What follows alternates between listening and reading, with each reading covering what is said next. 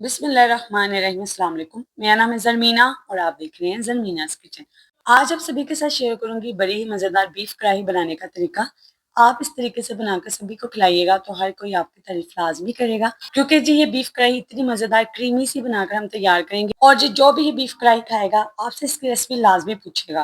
तो जी आपने रेसिपी को पूरा देखना है और इसी तरीके से फॉलो करना है ताकि आप भी मज़ेदार से और आसान से बीफ कढ़ाई घर पर बना सकें। तो चलें जी, कढ़ाई बनाना हम शुरू करते हैं। सबसे पहले मैंने यहाँ पे 1 किलो बीफ का गोश्त लिया है, ठीक है। इसको हम ऐड कर देंगे प्रेशर कुकर में। तो जी अब हम इसमें ऐड करेंगे प्याज, ठीक है। तो 1 किलो गोश्त है, 2 यहाँ पे मीडियम साइज के प्याज काट कर मैंने इसमें ऐड किए हैं। साथ 1 टेबल स्पून के करीब अदरक लहसुन का पेस्ट इसमें ऐड किया है। और जी यहाँ पर हम थोड़ा सा नमक ऐड करेंगे और अब हम इसमें ऐड कर देंगे पानी। तो यहाँ पर 1.5 गिलास मैंने पानी ऐड किया है। पानी बस यहाँ पर हम थोड़ा सा ऐड करेंगे क्योंकि प्याज भी अपना काफ़ी पानी छोड़ते हैं और गोश्त भी।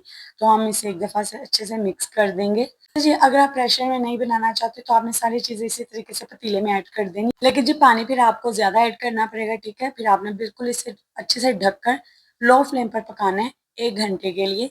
1 से 1.5 घंटे में ये जो बीफ का गोश्त है वो अच्छे से गल जाएगा। लेकिन जी मैंने यहाँ पे प्रेशर लगाया तो ये तकरीबन 20 से 25 मिनट में अच्छे से गल जाएगा गोश्त। तो यहाँ पर देखिए इसे पकते हुए 25 मिनट हो चुके हैं। तो देखिए अभी भी इसमें थोड़ा सा पानी मौजूद है, तो यहाँ पे हम फ्लेम हाई कर देंगे।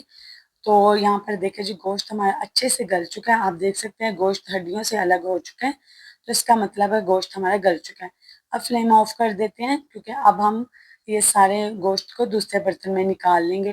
तो जी अब हम इसका फ्लेम ऑफ कर देते हैं और यहाँ पर हम कढ़ाई ले लेंगे। मैंने यहाँ पे मिट्टी की कढ़ाई ली है। आप चाहें तो जो आपके पास कढ़ाई है आप उसमें भी बना सकते हैं, लेकिन मिट्टी की कढ़ाई में इसका टेस्ट और बेहतरीन बनकर आएगा।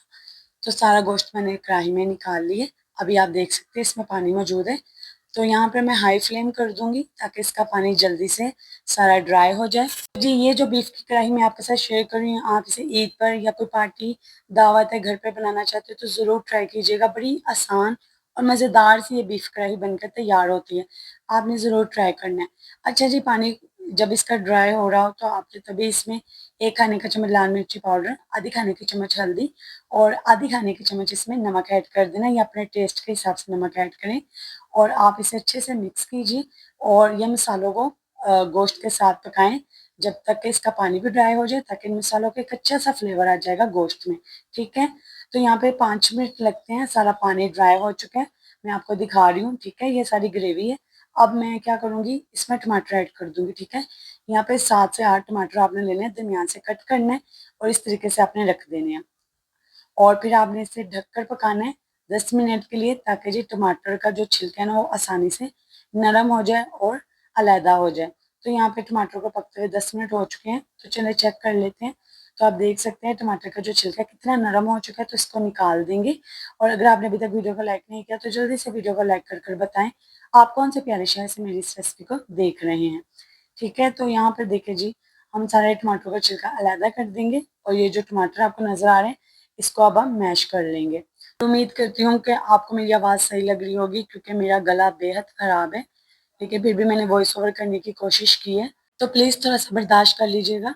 तो यहाँ पे देखिए मैंने सारे टमाटरों को मैश कर दिए, ठीक है। अब हम इसमें ये दही ऐड कर देंगे। ये मेरे पास है तकरीबन आधा कप, ठीक है। दही को हमने अच्छे से फेंट लेना है ताकि दही का कोई भी दाना बाकी ना रहे। और जी फ्लेम यहाँ पर लो है। अब हम इसमें थोड़े से और मसाले ऐड करेंगे। 1 खाने की चम्मच काली मिर्ची पाउडर ऐड कर देंगे। दरदरी से कूट कर भी आप ऐड कर सकते हैं। साथ ही हम जीरे का पाउडर ऐड कर देंगे और यहाँ पर 1 खाने का चम्मच हम ऐड कर देंगे धनिया का पाउडर। ये मसाले बिल्कुल लास्ट में ऐड कीजिएगा। और अगर आप इस कढ़ाई को थोड़ा और स्पाइसी बनाना चाहते हैं तो इसमें आप 1 खाने का चम्मच कुटी मिर्च भी ऐड कर सकते हैं। अच्छे से मिक्स करेंगे, फ्लेम हाई कर देंगे और जो टमाटर आपको नजर आए उसको आप मैश करते रहें और यहाँ पर इसे इतना पकाएं कि जो दही का पानी है वो ड्राई हो जाए। तो आप देख सकते हैं कि मैंने अभी तक इसमें घी ऐड नहीं किया। इस रेसिपी की खास बात यही है कि इसमें घी बड़ा ही कम जाता है। जो बीफ का फैट होता है उसी में इसको पका सकते हैं, ठीक है। तो ये हेल्दी वे में कढ़ाई बनकर आपकी तैयार हो सकती है। लेकिन जी मैंने यहाँ पे बड़ा ही कम 2 से 3 चम्मच घी ऐड किया है और मैं यहाँ पर हाई फ्लेम पर इसकी भुनाई करूँगी और ताकि जी ये ज़बरदस्त सी हमारी बीफ कढ़ाई बनकर तैयार हो जाए। आप देख सकते हैं ईज़ी से स्टेप है, मज़ेदार से ये रेसिपी बनकर तैयार होगी। और अगर आपने अभी तक चैनल को सब्सक्राइब नहीं किया तो जल्दी से चैनल को सब्सक्राइब करके बेल आइकन को प्रेस कर दीजिए ताकि आप मेरी आने वाली कोई भी रेसिपी मिस ना कर सकें, क्योंकि आने वाले दिनों में मैं आपके साथ बड़ी ही बेहतरीन रेसिपी शेयर करने वाली हूँ। तो यहाँ पर जी हमारी बीफ कढ़ाई बनकर तैयार हो चुकी है। लास्ट में हम इसमें बारीक कटी हुई अदरक और सब्ज़ मिर्ची ऐड कर देंगे और अब जी आप इसे गरमा-गरम तंदूर की रोटी के साथ, नान के साथ सर्व कीजिए। कोई दावत पार्टी घर पर है तो आप इस रेसिपी को ज़रूर ट्राई कीजिएगा, ईद पर ट्राई कीजिएगा और सभी को इंशाल्लाह पसंद आएगी। तो मैं अब आपको इसे प्लेट में निकाल के दिखाती हूँ कि ये कितनी मज़ेदार हमारी बीफ कढ़ाई बनकर तैयार हुई है।